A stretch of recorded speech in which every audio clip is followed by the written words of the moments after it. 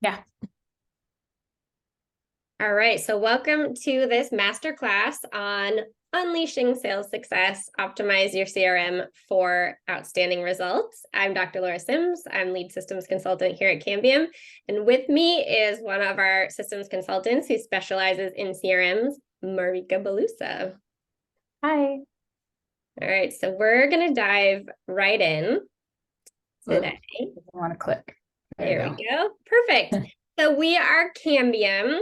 We are the layer. So what is cambium? Cambium is the layer underneath the bark of a tree that provides the tree with oxygen and nutrients so it can grow and thrive. And so the idea is that that's what we provide for real estate businesses. We help you create that infrastructure in order for your business to thrive, but also the people who are necessary, right? Because your business is only as good as the people who work in it. And so we really help develop those people and train them and coach them to performance so that they can help your business grow and thrive. And so another piece that really helps your business grow is your CRM, is your database, how you manage your contacts, your leads, all of the relationships that of all the people that you interact with in your business. And so that's also what's going to help your tree grow and thrive. And so that's what we're talking about today. So here at Cambium, our vision is to help create successful real estate businesses so everyone thrives at work and in their lives. So we say, how you are at work is how you are at home, and especially in real estate businesses, that really bleeds from one sphere into another. And so our goal is to help make work run more smoothly so that your life runs more smoothly. And so the CRM is really an essential component of that, because if you have everything categorized, up and running, drips, automations, reminders, that's less stress that you're carrying with you throughout the day, and therefore less stress that you're taking home. So it fits very clearly into our vision for our company, really helping you figure out how to optimize your CRM for more sales success. So our mission, more specifically, is to support teams to establish effective workflow, hire talent, and train team members to perform at their best through coaching and systems documentation. So CRM is really part of that effective workflow, but also training team members to be able to use it. It involves some habit adjustment usually, because unless you're really one of the exceptions, most teams aren't utilizing their CRM to the highest level. And so the biggest challenge is always going to be getting people to actually get in there, start using the tags, making the notes, because it's only as good as, how much you're actually using it. Which we'll get into. Which we'll absolutely get into. I just said some things that you're like, what is that? How do I do that? What is that? Yeah, we'll get back to those pieces, but this is a little teaser. And so this diagram here shows the different phases of the life cycle of a business, starting out sort of when you're beginning and you're kind of like a sapling, right? And then growing into more full-fledged tree. You have different needs at the different phases of your business. So starting off with operations and system, which is really the infrastructure of the business, like the trunk and the branches. That's where we as systems consultants come in and kind of do an audit, not a scary kind of audit, a review. We'll say a review so that we can see, where the gaps are, what's missing, and where breakdown is happening. And then once we have those in place, then we can our team focuses on helping you hire and training your team members so that they can use the systems and really help thrive. And then finally, at every phase of your business, you're going to need support as your team members grow in their role and they need more leadership. And now you're starting to really optimize what you put into place. We help with that also. So wherever you are, we can support you. So when we talk about systems, these are kind of the main systems that you're going to need at any phase of your business, whether you're just starting or you're leveling up or you're really more at the optimization phase. We say that, it's about workflow, kind of starting from when the leads come in all the way through to converting them to clients and then delivering the service that carries you through the transaction to post-close, and then hopefully rinse and repeat as your clients buy and sell homes, and then also refer you to their friends and family because you did such a great job, because you have really good systems. And then another key component is your CRM, your database, which we'll be talking about. We're doing the deep dive into the CRM today. Business tracking, some way to know your numbers. And especially in small businesses, we're like, we'll just, as long as we have money in our bank account, we'll be fine. We don't really want to know the details, the nitty gritty, but the only way to level up is to have, sort of know what your business is trying to tell you, read the language of the numbers, and to be able to make those really smart decisions about your investments. And finally, support. That's the people. Who do you need at every phase? And we can kind of help you and advise you in terms of figuring out who to hire next. So let's, we're going forward.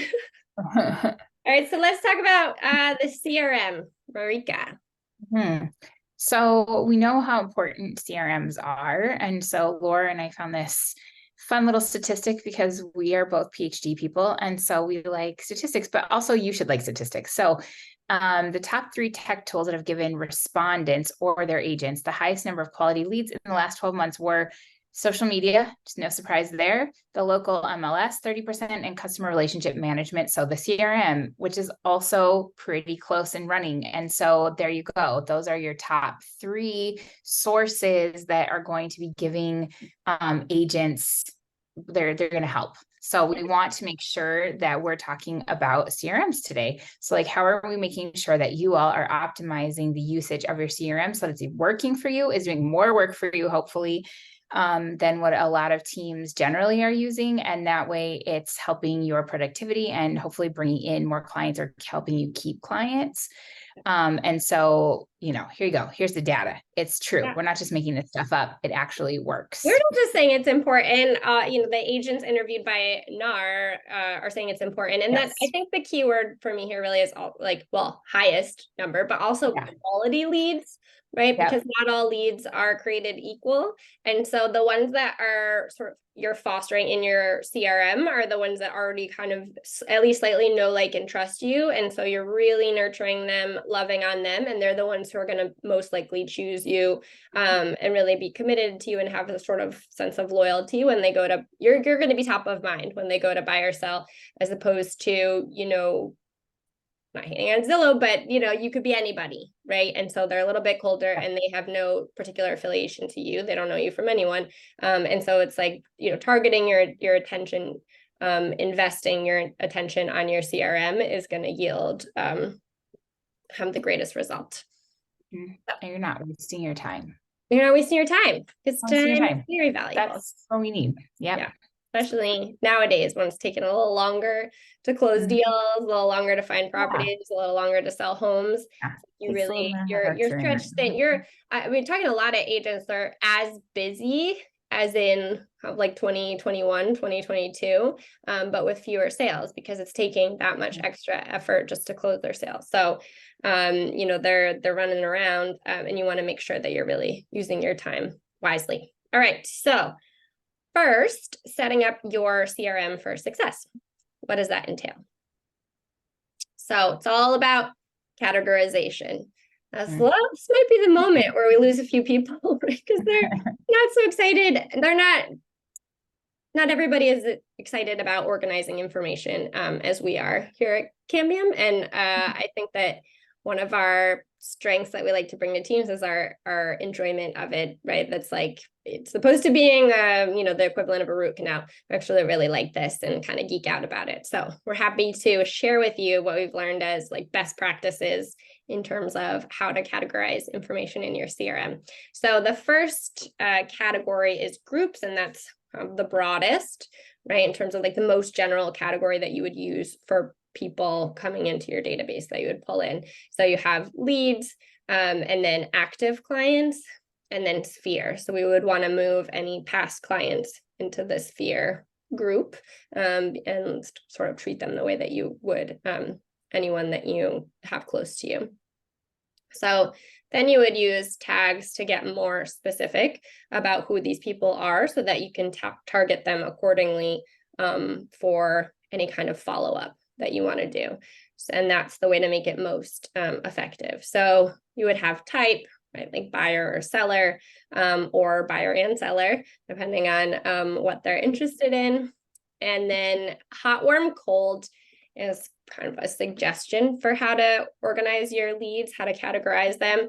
Everybody uses sort of slightly different terminology. It's like a little technical difficulty. We are you able to move to the next slide? The next slide. Yeah, there you go. Okay. So, and then you can choose kind of what makes sense to you in terms of hot. Maybe hot for your area is really looking to buy or sell in the next month or month to 3 months. Warm could be 3 to 6 months. Cold could be 6 months or longer, just depending on how quickly things are moving and people are making decisions in your area. But that way, you know, obviously the hot people you're going to want to be talking to very, very regularly. And then cold, maybe just sort of dripping on and checking in with quarterly. Source, it's really helpful to know, how do we know these people? Where did they come from? You know, did I meet them at an event? Did they come in through Zillow or, you know, another lead source that you might have synced to your CRM? And then neighborhood or zip code, depending on what is more appropriate for where you live. And so that's really useful thinking about sending, you know, market updates or anything like any neighborhood specific listings or information that you would want to send. So that way you can target people really easily. Just pull up the tag and send something to everybody with that tag. And then for your active clients who then close, it's really helpful to have a closed tag, but even also closed in the year so that way, you know, again, at a glance, just with one click, you can pull up all the people who closed in 2023 and contact them that way. So we found that's been really helpful for people. Next, we have the archive. And this is something that I think teams aren't always maximizing their use of. It can be really, really helpful to keep your database clean and streamlined, right? Yeah. Because not everybody in there, I mean, we see some databases that have like 60,000 people in it. It's like, what do we do with that? That's almost like too much information. And so as soon as you see that someone doesn't really, they're not a lead, or they're maybe like not even a cold lead, they're like a frozen lead, or something bounces back, or they indicate they don't want to be contacted, or there's just really no response, that might be an appropriate time to archive someone. You can always bring them back. Most CRMs have a way for you to then search and bring them back or go through your archive, but at least they're not really clogging up kind of your groups and your tags, your different categories. And then finally, other, I mean, this is where you stick in other agents, maybe referral partners, vendors that you work closely with. So those are also really essential relationships for your business, right? That they're people that, especially vendors, depending on your area, if like really good vendors are hard to come by, you're going to also want to show them some love and, kind of organize it in a way that you can contact them regularly and make sure that your data for them is really good so that you can easily refer them to your clients. Yeah, I think people forget sometimes about vendors, and they can be really good also for sending information to, especially if you built relationships with vendors, because they will communicate. Sometimes they can bring you in clients or vice versa, like you have a reciprocal relationship. And so it can be really great to keep them in the loop for things. Yeah. And it's so valuable to your clients if you have like preferred stager who will, kind of have a really quick turnaround time for you, or contractors, right? Contractors that you trust that you can get to come in at a moment's notice. And so how does that happen? That happens by like treating them really, really well and being consistent in your communication. So that's okay. My computer really just wants us to like. It just likes this picture. I don't know. I don't know. I'm not even like really touching anything. It's just moving on. It's on. Okay. Okay. What's next? But beautiful. Okay. There we are. Customizing CRM workflows. We've moved on. Moving up. Yeah.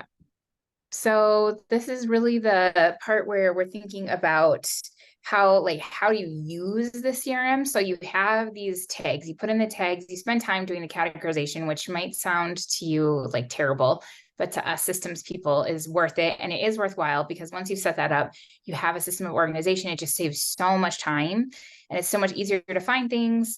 And then now it's like, okay, well, how do you use that? So what we found is that templates and action plans put everything into place very quickly, and it creates less confusion for you on the team. So things like having lead follow-up. So drip campaigns, reminders that sort of automatically will go in, right? And you can like use those tags to say like, oh, hey, how are we going to use this? So thinking about that. Also, you might think about the like contract to close process and having some sort of automated system that you're now going through, and then having your templates in there. So being able to have a contract to close, like your team intro email, next steps, appointment reminders, review request, and we can pull up some email templates to show you. I did not have that. I didn't pull up my examples, Laura, so I have to pull them up. But just having templates. So what's really nice that we've helped out with in systems is generally we can like take templates if you already have them, or if you have sample emails, and we help you create a sort of template. And what's great is in your CRM, most CRMs have this capability that you can actually dump templates in there. And so then when you start these campaigns or you start an automation, you can actually keep your templates in there, and you can sort of have it triggered, or at least they're there. So you can just grab them and say, oh, hey, it's time for a review request. The whole team is going to use the same sort of review request, so that you have consistency, and it just automatically starts to send things out. Right. So like at like 2 weeks, at 6 weeks, what do you want it to say? Some CRMs also have like texting capabilities, which is really great. If you want to text your clients, since that's a really great way to talk to people, you can put in there too what people prefer. And so with client care, so it's really lovely that you can already have those set up. So you're not trying to recreate the wheel. You're not asking for a larger team. You're also making sure that it's consistent. So you're not having like different things happening, especially if you're having like newer agents, or you're just worried about the kind of delivery that's happening. That doesn't mean you can't still personalize, but it does allow for more consistency and just making sure that your clients are being followed through with, which we know is why people come back and why they refer. Yes. Yes. Right. I love It's all that about so much. client care. Yeah, because I feel like a lot of people resist templates because they think like, oh, well, I sort of every transaction's different, so I say a different thing every time. And it's like, okay, but let's make sure that at least there's a placeholder for the essential information, right? Because if you're writing a new email every time, that's a big use of your energy. But also you're trying to carry around in your memory, in your brain, when the memory is not a system, all of the things that you have to make sure you tell them. And so a lot of times we'll talk to clients and they say, well, I don't have email templates, but then I'll say, can you send me some examples of ones that you send on of emails of that type you've sent before? And they send it over, and it's very similar from one. So they are templatizing it in their brain. And so it's like, you might as well just create. This is a lot of work for you. It's a lot of work. Yeah. And your team, right? Because they don't know, they want to get it right. They want to be able to say it the way you want to say it. And so just even, you just indicate sort of like in red or in bold the parts that would need to be either taken out depending on the situation, or added in or customized. But it's like really takes so much effort off of your plate and your team's plate to have it laid out like that. And I think also there's some resistance. Either people really love drip campaigns because they're like, that way I can make sure that every lead that's coming through is being contacted on a regular basis, right? And there is kind of like a set it and forget it, especially for those warmer or colder leads, to help you stay top of mind. And I think that's the highest and best use of the drip campaigns. And then other people say, I really want to send kind of a personalized message, and they get that a lot of the magic is in the phone call or in a text, right? Is personalized, right? Especially for those hot sellers or buyers, the ones who are looking to move right away. And so that's where the reminders come in, because then you don't have to remember like, who am I supposed to talk to today, right? Like you let your CRM lead you and tell you what to do, but you can have an action plan that's just for reminders,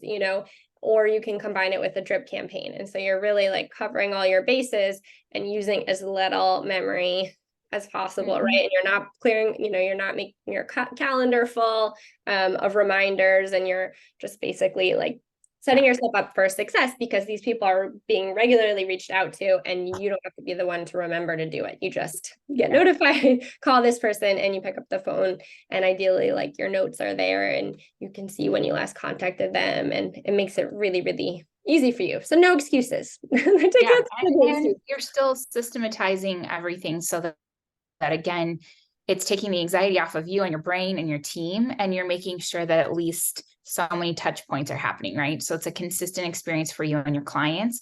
If there's a like extra things you want to add in, but at least you're getting those minimum. And we know that like that kind of consistent client care is what keeps people coming back. It's what helps you with your reviews. So like even if your client is never going to be able to buy another house, or is not, that they're going to give you an amazing review, and that they're going to refer other people to you, right? And so like those are all things that are important for making sure that you have repeat business or you have high business volumes. So like those are also the things that like what are good for you. And then I'm like, also take anxiety off your brain, because we know that like when you become anxious and overwhelmed, we don't do as good of a job. And the other piece, right, about like templates is, I think about this from like, I have a lot of experiences as a teacher in education, and also thinking about when you're sending information out to people, if you continue to write like very lengthy emails, or the like, and you're just recreating, sometimes you're not always giving the best material to your clients. It's easy to understand. And so what we've noticed when we're making templates is that we can take it and like make charts. We know that visuals and videos are very like highly received from people in today's market. And so like that's also a benefit of taking some time to make these templates, or, you know, like hiring someone like us to come in, someone who has like expertise and can take off some of that piece for you, where you can get a little help to say like, okay, how can I make this so that it's created, it's great, my clients can receive it well? Because again, that all means that they understand it, they're going to have a higher review, they will refer, et cetera, et cetera. So like, again, those I think are pieces that can all be really helpful for how to use your CRM. And then it's there. Like you make it, it's set, you might review it, you know, every 6 months to once a year, maybe, but like a little refresh. We do recommend, you know, refreshing your email templates. You said like maybe even yearly. Because sometimes people wrote email templates or drip campaigns that were like, we know, you know, the market's hot and things are flying. And it's like maybe it shifted a little bit in a year or two. And so you're going to want to adjust the verbiage. But that's the thing. If it's not written down as a template, you can't start to optimize it. You can't start to make it and, you know, improve upon it. And so I love that you mentioned video also, because that's one of the integrations we recommend. Figure out a way, the things that you're saying on a regular basis. You know, some people like to read an email, but other people love to hear it in a video. And so it's like, if you can do both, once you know what you're regularly saying, now you just film yourself, and you can use like BombBomb. We've talked about that's one of the good options. And then you stick it in the video and in the email, and it just like, adds to the level of client experience for sure. Yeah, integrations are great. Video is just very popular, and it doesn't have to be polished. People actually really like real videos. You know, I worked with a client who would literally just go stand in front of the house they were about to list and like do a 30-second to a minute, like, hey, this is me at the house, we're about to list it, blah, blah, blah, or like just shaky hand video from their phone. Authentic. It's very authentic, and it's just, people enjoy that right now. You know, reality television, I'm not a fan, but other people are. So, hey, style. Yeah, I totally agree. And it's like, don't overthink it. You know? Yeah.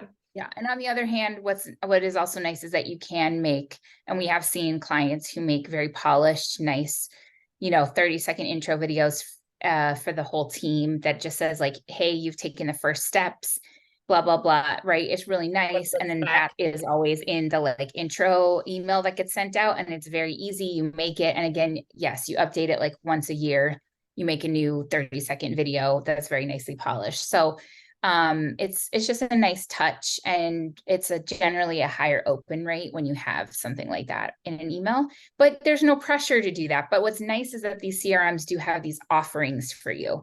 And if you're not utilizing them, you're paying a lot of money for CRMs that might be working just fine for you, but these are, again, some ways that you can optimize it. And we know that like, then you're using it to its fullest. And so I think one of the challenges we see are that people, you know that they should be using their CRM more fully or at a higher level. They're like, we kind of, we stick our client info in there, or maybe we have it integrated so the lead sources come in, but that's sort of where it stops. And so I think as a project, this is really one of those like important but not urgent type of sort of like actions that you can take in your business, right? That's like very clearly going to move your business forward and be an essential part of your success. And it's not screaming your name, right? Your CRM is never going to say like, pay attention to me, or or the business is going to stop or something like that. And so you like really have to carve out time to work on it. And that's why we found a lot of our clients really experience the most value working with us, is because like they kind of pay us to manage that project, right? And so we make sure, we lay out the scope of it and all the things that need to happen. And then we just tell them, hey, can you send me an example of, this email, or can you record a video? Here's the content.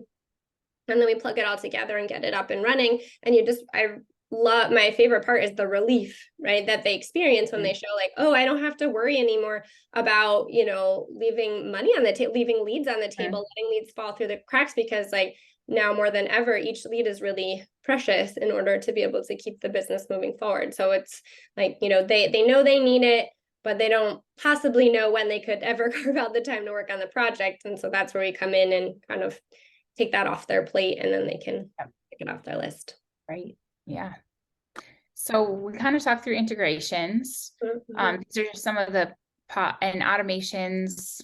Yeah, automations. I mean, in terms of either, reminders for you to set up, and you can often integrate it with your calendar so that it'll say like, our CRM on my calendar shows up like who I'm supposed to talk to that day. And then I can click and it has the client info and all of that's really helpful. Also, depending on which CRM you're working with, sometimes they also have automations built in for tracking the transaction or the listing, doing some of the sort of project management responsibilities. And then other times that would be sort of outside of it. But the more that you can kind of set up so that it prompts you and it leads you towards what you want to accomplish, kind of the better. And it can be as like prompty as you want it to be or not. Like we've seen things where it's literally like, here's a script of what you should call and say versus like just call someone. So it really is nice in that many CRMs offer that as an option. So it is kind of tiered for what you and your team need. Yeah. Okay. Let's see. Oh, okay. Data migration and integration. Yeah. So this is the final, kind of like the final phase of it. So this is imagining in terms of like, if you had a new CRM, how to utilize it, how to make that migration from an old one. But this also kind of works for if you have one, but maybe aren't using it at the highest level. So when you set up the new CRM, this is really an opportunity, this like moment of migration, this transition period, to be able to think about deleting and streamlining the data that you have, because I mean, oftentimes it's like, everything builds up and we have people in there who really like either we don't have accurate information, or again, like we didn't have a great archive process before. And now we're left with, way more contacts that are sort of useless and we don't know what to do with. And so it is a process. It does take some time to clean it out. Again, it's not urgent, but when we've transitioned CRMs in the past, we've always sort of done an export and then kind of handed it off to team members chunk by chunk to go through and kind of like weed out who actually is not a lead, who is not a client. And also then we have our virtual specialists going in and checking to update the information.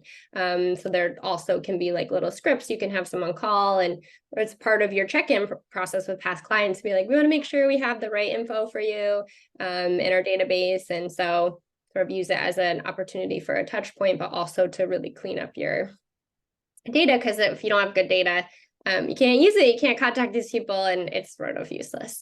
So using this as an opportunity to kind of clean things up as you're transitioning, and then you import your contacts into your new CRM. So this is something that oftentimes the CRM itself will offer a service of like a setup service where they can help you with that. Otherwise, that's certainly something that we do. And then you can get everybody sort of set up and work on that categorization phase. Sometimes it can be really, really overwhelming. If you have so many contacts and your data in your previous CRM is really, I would say a mess, but it's not optimal. Sometimes at that categorized. point, it's uncategorized. Let's say that.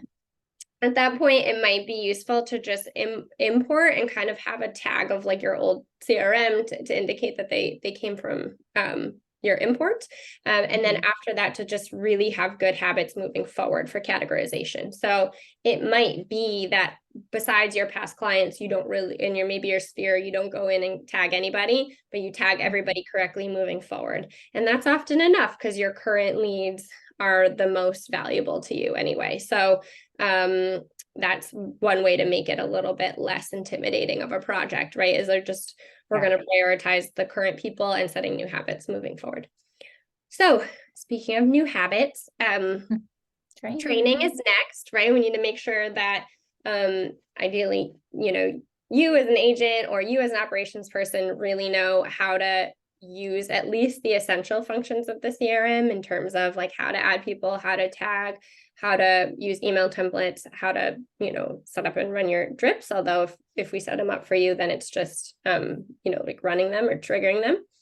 And so usually the CRM will offer kind of like a knowledge base or training that you can watch some videos, and then they usually also have support that you can provide. And so on our team, we've collected sort of the essential videos for each of the main CRMs that we see people work with, like Follow Up Boss and Chime and Sierra, KV Core. And so that then, you can just use those moving forward so that everybody has that basic level. And then we usually also recommend someone who knows it quite well and uses it regularly, recording a little video for like, this is how our team does it. This is how our team uses a CRM. These are the tags we use. This is when we update the information for the client or something about that, so that it's personalized for your team and the most effective. And then implementation and adaptation, right? So implementation is really that like starting to use it, which can be a big change or not so much, depending on what your current habits already are. So if you're used to using like a spreadsheet or your contacts in your phone or, something that's really less elaborate, it can feel intimidating to like go to a platform and start using it. And so it's like, holding each other accountable to like, this is a commitment that we're making, recognizing, really having the awareness of how big of a change this can be, and like how any habit change really takes up a lot of your bandwidth. So I think recognizing that there is a slow down to speed up component in it, right? That it might take you a little longer at first to kind of get in and find, get the lay of the land, figure out where people's contact information is and get it moving forward. But that like, this will allow you to get much faster and go farther in the end. So that's the investment piece that you've decided to do either, together as a team or as an individual agent. And so really giving yourself permission to slow down a little bit to speed up, and also, making it a priority. And then adaptation, Marika, you brought this up when we were prepping for the call, right? It's like, just because you have it, it's not really always like a set and forget. Like you're going to realize like, okay, we need a tag for this thing, or, there are always new tools and integrations possible and new lead sources. And so kind of always making sure you have a process for checking in and seeing what's working, discussing and making adjustments accordingly.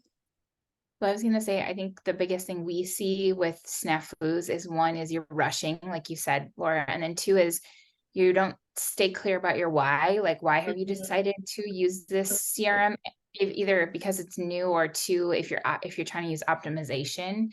So like, why do we know it's effective? Why are we trying it out? And then staying clear about that, and then taking time. And the last piece that I think we encourage so much, especially when it feels frustrating to learn, because you like real estate agents do so much, and so do admin teams. Like real estate teams just do so much. So it is like, you have to set aside time for regular check-ins. And that includes like really listening to each other and like checking in and seeing what's working and what's not, and why. If something's not working, why isn't it working? What does it feel like it's not working? And then listening to what is working. Okay, well, this is working. Why is it? And like really staying focused on that positiveness, like, because probably like if something's not working and trying to figure out why it's not working, it might just be for one or two people, or like maybe there's just a bug.